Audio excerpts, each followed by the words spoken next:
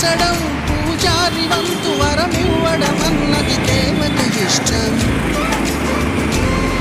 ప్రేమించడం ప్రేమికుడి వంతు కరుణించడం అన్నది ప్రేయసి ఇష్టం.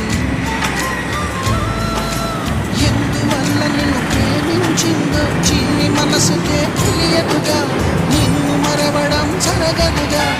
ఎందువల్ల నువ్వు కాదన్నావో ఎదురు ప్రశ్నలే వేయనుగా, ఎదురు చూపులే ఆపనుగా. ఏనాటికో ఒకనాటికి నీ ప్రేమ సాధిస్తా. నిన్ను చూడాలని ఉన్నా, నిన్ను చూడ